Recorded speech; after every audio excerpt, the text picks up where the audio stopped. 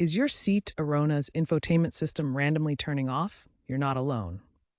This issue affects models from 2017-2024. Common causes include software glitches or sleep settings.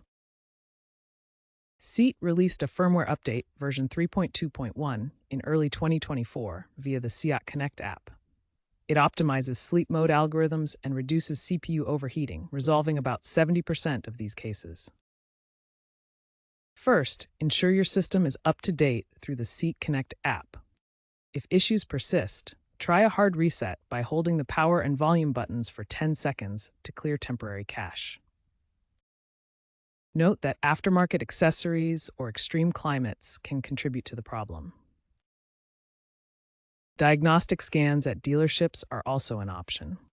Trends point toward over-the-air updates, with SEAT promising monthly patches for Arona by 2026. Addressing the issue yourself is possible, but proceed with caution and understand the risks. If basic steps don't work, the issue might be deeper. Overheating or parasitic battery drains can cause shutdowns. Check for error codes using an OBD2 scanner. Codes like U0121 indicate communication problems. A weak battery below 12.5 volts is also a common culprit. Hardware failures, like cracked touchscreens or faulty capacitors, are rarer but require professional intervention and a dealer visit. SEAT warns against DIY fixes like bypassing sleep mode via a relay mod, as this can void warranties.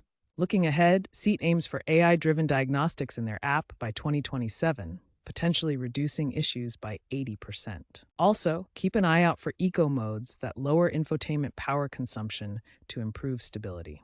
If your car is past 2025, your infotainment issues should be far less common due to software and diagnostic updates.